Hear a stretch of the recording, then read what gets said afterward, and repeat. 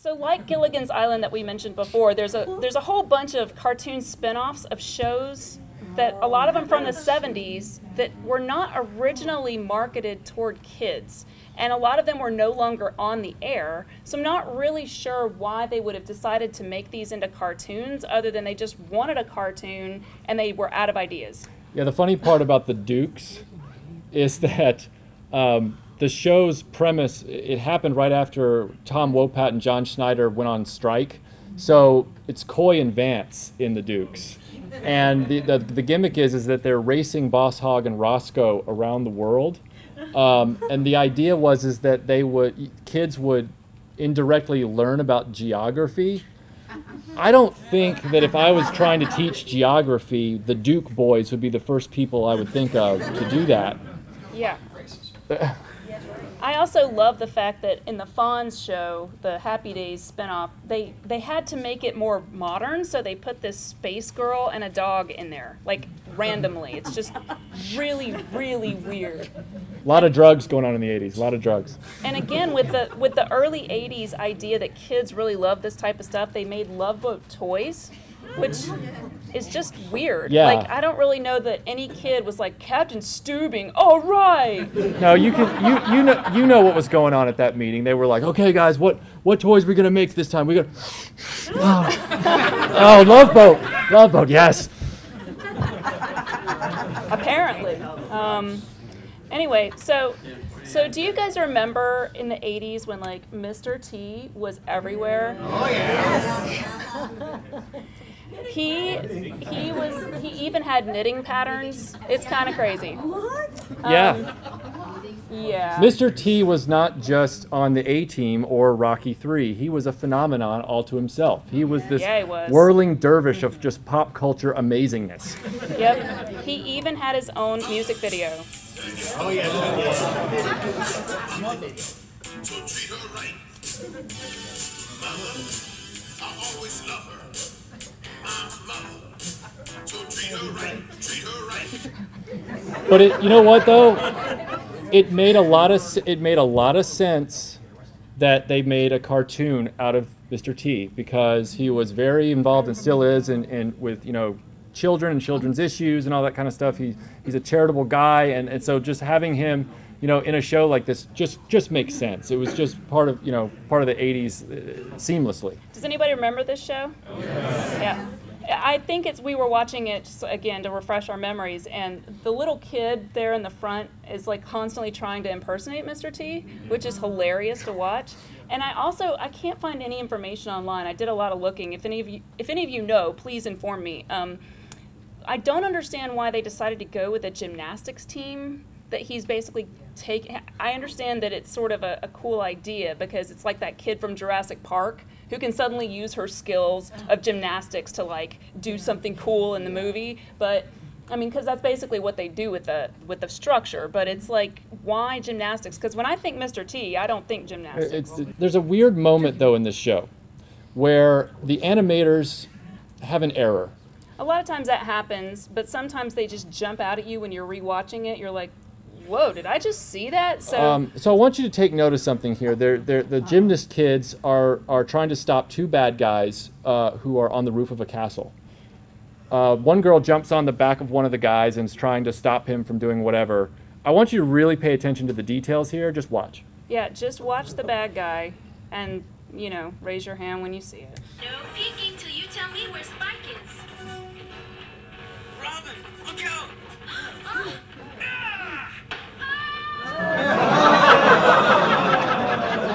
Wow. Wow. How did a cartoon need a stuntman? I don't have any words. I got nothing. I guess. He looks just as surprised as we are. You idiot! You captured their stunt double! On film! Right. So, very similar to this this show was this show,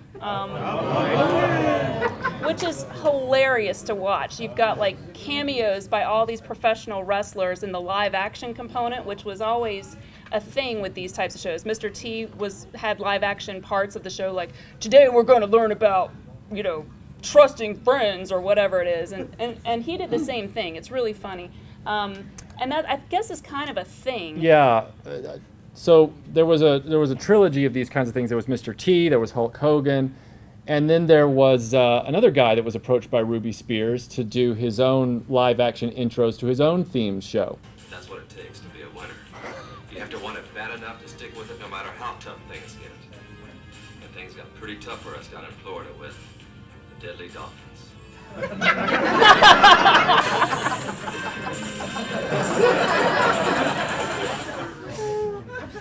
So Chuck Norris had this show, true to his form, where other shows needed 65 episodes. Chuck Norris needed only 5 to be awesome. Only 5. And so he did this miniseries for the Kenner Toys, Chuck Norris's Karate Commandos, and also true to Chuck Norris's form, even though ninjas were big in the 80s. Ninjas couldn't stop Chuck Norris, so his villain was Super Ninja. That was the name of the guy, and Super Ninja is the only ninja I've ever seen with dreadlocks, which is also amazing. But I have a problem with these kinds of titles, like Deadly Dolphin. Yeah, it's such an oxymoron. The juxtaposition is just insulting to the intelligence. It's like, okay, wait. Dolphins are possibly the most intelligent mammals in the ocean. They save people. They're compassionate. That it just doesn't work. It would be like calling the episode "The Promiscuous Nuns." Like it's just silly. Now that might have sold. But it doesn't have alliteration. It's true, no alliteration. So maybe you'd have to. I think we should have a contest on the channel to see who can come up with the best Chuck Norris episode name. So Karate Kid, this is interesting. Karate Kid had toys made by Remco after the 1986 sequel Karate Kid Part 2. But then they got a cartoon after Karate Kid, or around the time of Karate Kid Part 3, which didn't have any merchandising support. So Karate Kid kind of did everything backwards. But it was just another show that spun off of a popular film. This would start a trend. I think a year later, or 2 years later, you'd have Back to the Future in the early 90s with live-action Christopher Lloyd intros. It's not a bad show. It's just a forgettable show. There's just not a lot of original things going on that keeps you thinking about it years later. It's another adventure show. So they get rid of the tournament concept and they start traveling around to find this like shrine, I think, that got stolen, and so they're constantly trying to find where this thing has gone. It's only got 13 episodes, so. Yeah, so rated R films finally started breaking into animation at this point. The first one was Rambo: The Force of Freedom, and you also had RoboCop. RoboCop only lasted 12 episodes. You can probably imagine it was pretty controversial to have that movie adapted into a kid's television show. But kids were playing the arcade game with their sockfuls of quarters, and so they knew who RoboCop was, and they had to make a show. The toy line was called RoboCop and the Ultra Police. It was by Kenner.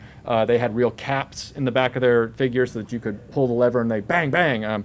But yeah, so it's like violence, violence. But Rambo was the first, and people, you all remember First Blood, right? Oh, yeah. You've seen it, right? It's about a guy with post-traumatic stress disorder. This is Rambo as we remember him. I was in charge of $1 million equipment. Back here, I can't even hold a job. Fucking guys! Okay, so that's Rambo. It's super adaptable for a kid's cartoon. Right. This is Rambo in The Force of Freedom.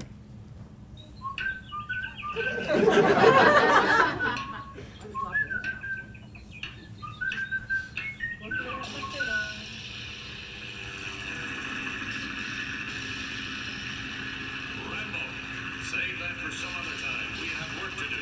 Your country needs you. Let's do it. It's good he found a way to channel all that PTSD. Yeah, he's building cabins. He's feeding deer. Dude, there's a scene in this cartoon that is straight out of the beginning of Commando.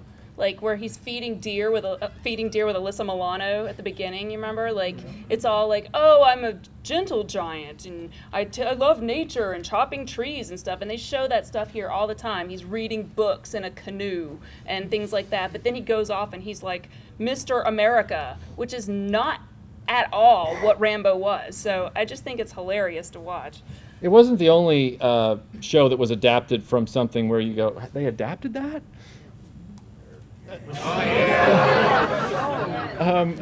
Now I know that this series, you know, did the whole finding the mainstream audience by starting out as an R film, and then the subsequent sequels went more and more juvenile as it went along to capture a broader adolescent audience. So I guess it only makes sense that then they thought, well, we can skew it even younger if we make a cartoon. It was on for 65 episodes, which, you know, isn't shabby. You know, it had a solid one-season run. It had toys. But it's just yet another cartoon that doesn't seem like it's based on a property that was really directed at kids. I mean, kids could probably watch that movie, but I don't know that they'd be like, yeah, I wish I had toys so I could be Hightower. It's weird. I think what's weird to me is that there are so many properties that didn't get cartoons or toys that would seemingly have been perfect. So my example on that would be like Indiana Jones would have been an awesome cartoon because he could go on adventures every week. He could have had Short Round with him, and it could have been like this whole thing. But I guess it was maybe because George Lucas was a little weird about like cartoons. Yeah, the way he licensed things back then was very close to the chest. He played his cards very close. That's how we ended up with Nelvana's Droids in 1985. It played in tandem with Ewoks. It was called the Star Wars Ewok Droids Adventure Hour. You know, Droids only got one season. Ewoks got two. And if you are a Star Wars cartoon centered around R2-D2 and C-3PO, and you lose a second season to Ewoks, why? So we were looking at it, and these are the heroes as we know them from the original Star Wars. Then these are the heroes from Droids. I grew up in the 80s, and I know that there were music videos and stuff. I never met anybody in public that looked like this, ever. And they don't look like the heroes of Star Wars. They don't even resemble something from the Star Wars universe. I think Nelvana took a few liberties to be trendy, and I think it just alienated kids. And I know it was an expensive show to make because Nelvana, who were the makers of Rock and Rule, they really took their time to make fluid animation. So when you watch the show, the animation's very good. Yeah. Can anyone name one of these characters from this show? Okay, so there was a live-action television show made by Filmation in the 70s with Larry Storch called The Ghostbusters. And it had a dude in an ape costume, and it was very strange. It didn't last very long. So then in the early 80s, when they were making the Ghostbusters movie at Columbia, Dan Aykroyd wanted that title, and they found out that Filmation owned the rights to that title. So they had to buy the licensing rights from Filmation temporarily to make this movie. Unfortunately, Lou Scheimer and Filmation didn't negotiate everything down to the fine print and realized that they had not secured animated adaptation rights for that movie.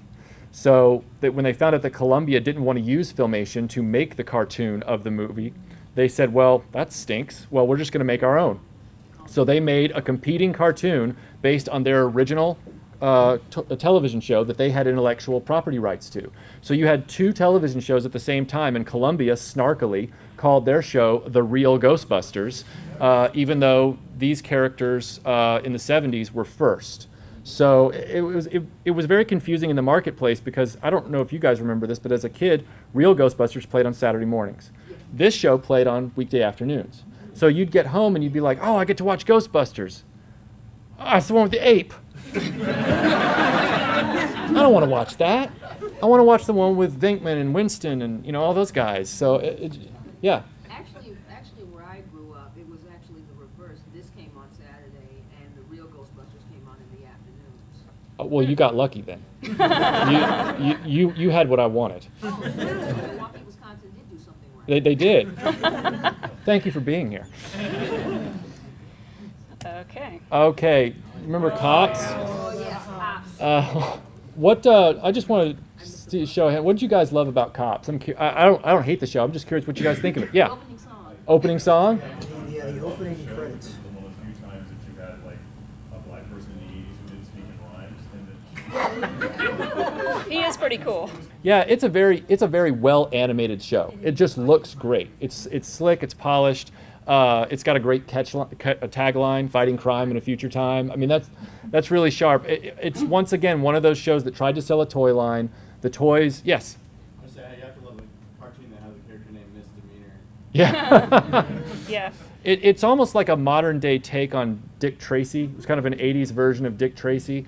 And to your point in the back, you're right. It was nice to see an African American lead character for once. Oh yeah. Bionic 6.